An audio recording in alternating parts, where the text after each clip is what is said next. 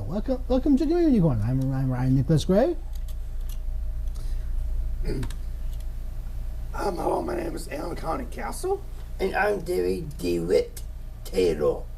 Today we welcome Paul Blard, a founder of Never Give Up Fitness.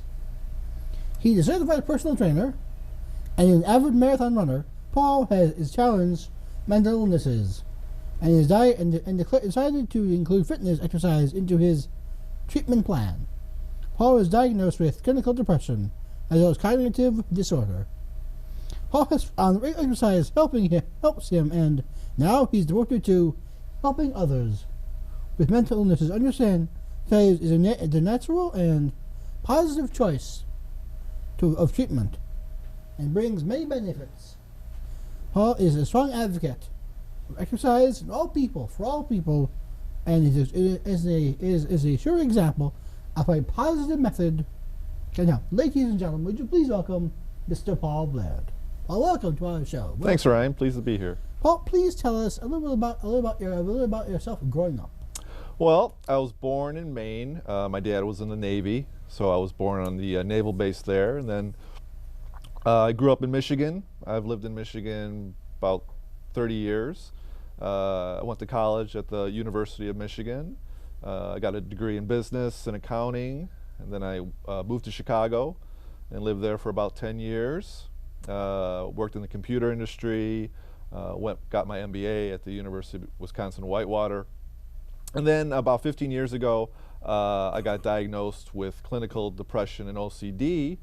And I battled that off and on for probably I'd say the first 10 years. I finally got it under control about 4 or 5 years ago. And I wanted to give back. Start a new career, and I was trying to think, well, how could I give back and deal with my mental illness? And I thought, well, I always exercised and it helped me. And so I went to school to become a personal trainer. And last year I graduated and started my own company, Never Give Up Fitness. And I'm also a marathon runner, and I'm here today. What schooling and career path did you take? Well, I'm a certified personal trainer and certified nutritionist. I went to a school called MPTI, which is a trade school for personal trainers. It's out in Rochester. It's a year program, and it's like you learn the science of the body, the bones of the body, the muscles of the body, what kind of exercises to do, how to develop proper nutrition. And so I graduated from there last April. I also took some certifications to teach exercise to groups of people. I did that through the American Federation of Aerobics. I also got certified in something called TRX, which is a suspension training. It's it's like a dumbbell, but it uses your body for weight. So I got certified in the group class, and it actually helped people individualized.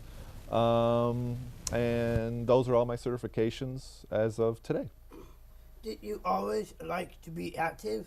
Oh yeah, I love to be active. I always tell people I was born before there were any computers or smartphones or the internet, so it's kind of funny. Every time I'd come home from school, my mom would say, "You're going to go outside," and we would play for 2 hours, come back for dinner, go back outside and exercise. We would bike, we'd play soccer, basketball, golf, tennis, so I've been pretty active for most of my life.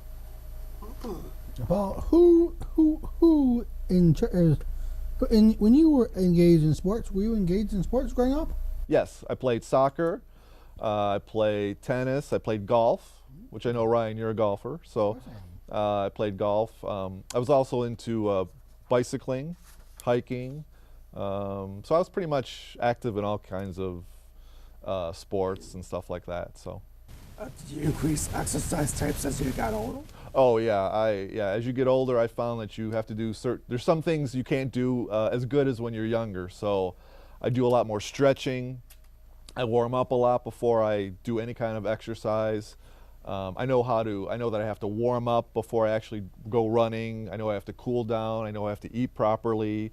I know I have to always drink plenty of water or Gatorade. So as I've gotten older, I think I've gotten a little more wiser, as they say. So yeah, I learned a lot and changed my exercise routine. What issues in life made you realize you have mental challenges?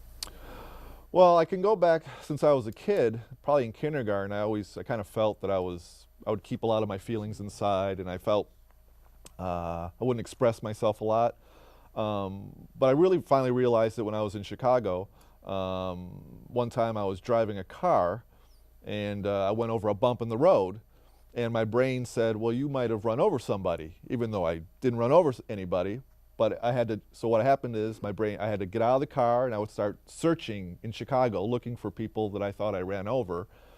And so that kind of gave me a hint that there was something wrong. And so I stopped driving. I would only walk to stores just to get basic necessities, and then I couldn't even walk, so I basically couldn't even leave my apartment. And so that was kind of the signal that I needed some help and that there was something wrong. And so I called my family, and then I flew to Michigan and got evaluated and found out I had depression and OCD. So When did you receive your diagnosis? about 1998, right before 2000, I came into to Michigan, to where I lived, and a friend of the family was a therapist, and I had an appointment with her, and she said, you should get a psychiatric evaluation, and so I got one, and so that was about 15 years ago. After the diagnosis, who did you work with? Well, I worked with a therapist, and she was really the first person I worked with. For my OCD, she helped me retrain myself on how to drive a car and how to walk, and so I wouldn't think I was hurting anybody when I have to go searching or recheck things. And I was also on medicine, so I've had a psychiatrist, so I was on medicine. And those were the two main things that are people that helped me with my diagnosis. Eventually I went to a support group, and that kind of added and helped with my diagnosis. And then exercise would be the main thing that I used, and I continue to use today.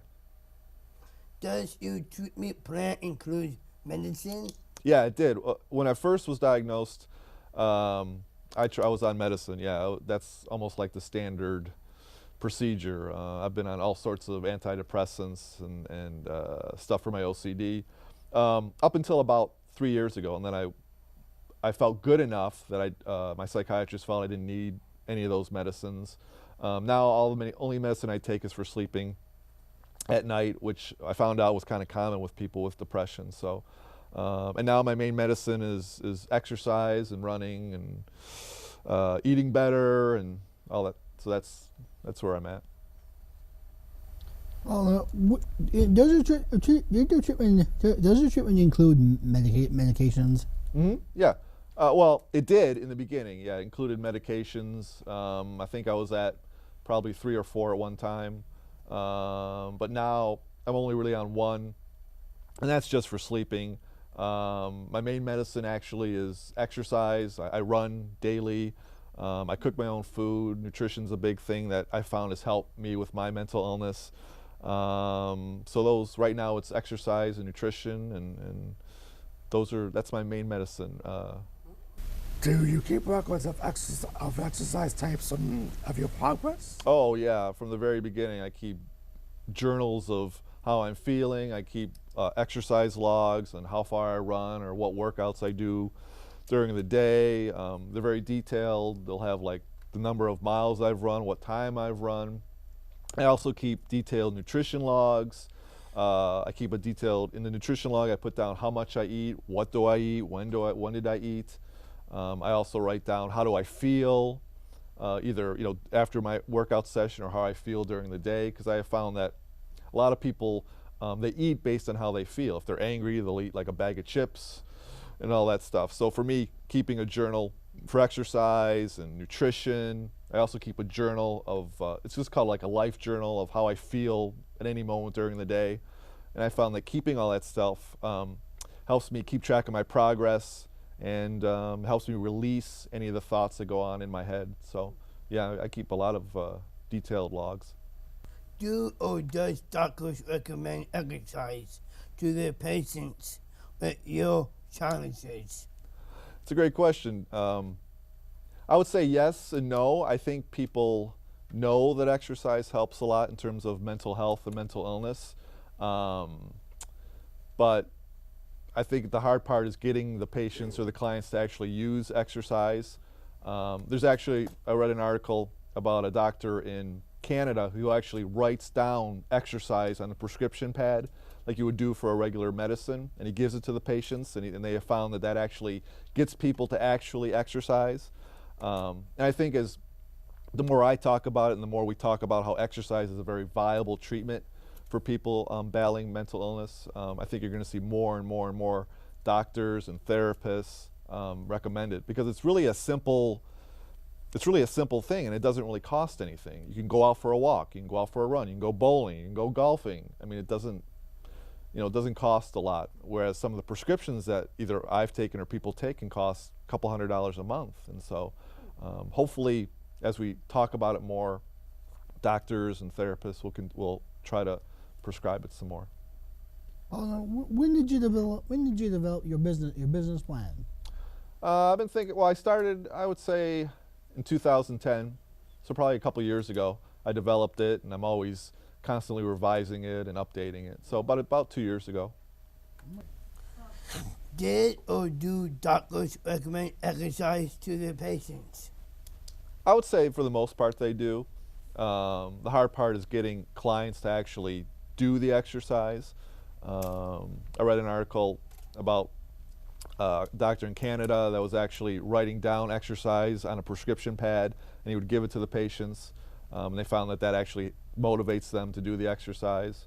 I think the more we talk about how exercise is a viable treatment option for mental illness, I think you're going to see more and more and more therapists and doctors and communities and organizations recommend it as a viable option. Paul, did you have to take classes to refresh and keep your credentials?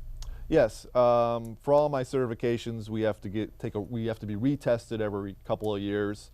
I also have my CPR certification and first aid certification, and you have to renew that every couple of years. So yes, I have to continue to update and retake tests to maintain my certifications. Thank you. Can individual exercise at health clubs and get good results in assisting the management of the mental illness?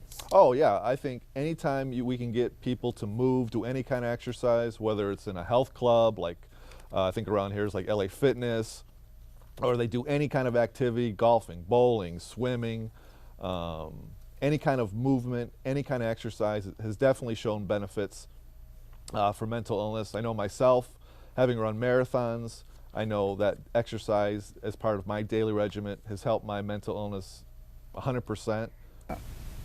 What training did you do to achieve your credentials? I attended a trade school called NPTI, which stands for National Personal Training Institute. I took it out in Rochester. It was a one-year program, and that's where I became certified in personal training, learning different exercises, how to develop workouts, how to work with clients. We also learned the anatomy of the body, muscles, bones, how the body functions. We learned proper nutrition, the basic food groups. We learned how to keep actual food logs, nutrition logs. We actually got certified for CPR and first aid. And so that's where I got my main schooling for personal training and nutrition. Like I said, that was a year program. And then I did some additional certifications so that I could teach people in groups how to do group classes. And I also got some certification in something called TRX, which is kind of it's body weight training. And I constantly have to retake tests and to maintain all those certifications. How does nutrition play into your treatment plan? Oh, nutrition's huge. I mean, you can do all the exercise you want, but if you're not eating properly, you're not going to get the most benefits from the exercise. So, I teach people how to, grocery shopping is important. When they go grocery shopping, they need to bring a list. They need to focus on the basic food groups. They need to properly hydrate. And so I think nutrition helps us with exercise. You can see the most benefits through nutrition. So it's hugely important. Where have you shared this treatment plan? Well, I've shared it at a conference last week where I think Ryan was at and you were at, David. I've spoken at a conference in San Diego last July. And basically what I tell people is my story and how exercise has helped me. I have a big presence. I have a website, which is for my company, which is nevergiveupfitness.com.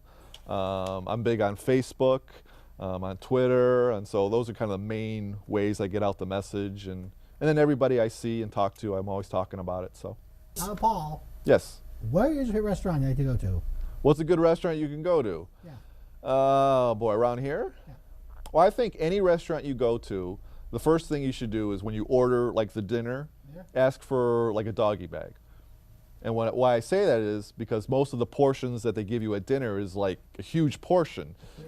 And so if you can take half of it, eat half of it there and take half of it home, you've taken one meal and now you have 2 meals, which is, a great thing. What is your favorite beverage? My favorite beverage. My favorite beverage would be lemonade. I make freshly squeezed lemonade. But when I was younger, I would drink a lot of Mountain Dew and Coke and stuff like that, so which I don't have anymore. But lemonade's my favorite right now. Where is your favorite vacation trip to go on? New Zealand. New Zealand, yeah. I don't know if you've seen the movie Lord of the Rings, but I went there and it is absolutely breathtaking. It takes about 25 hours on the plane to get there, but yeah, that was absolutely breathtaking. What's your favorite computer? My favorite computer, Mac. Yeah, a Mac? MacBook. Yeah, Mac's Oh the yeah, best. Mac's the best. Mac yeah. is awesome. Yeah, I have an iPad. Mac is. Oh, I had Windows for so long, I love the Mac. and the Mac is just you turn it on. Isn't it really good? I mean, it's just Yeah. it's fantastic. So what happened with Windows to make you?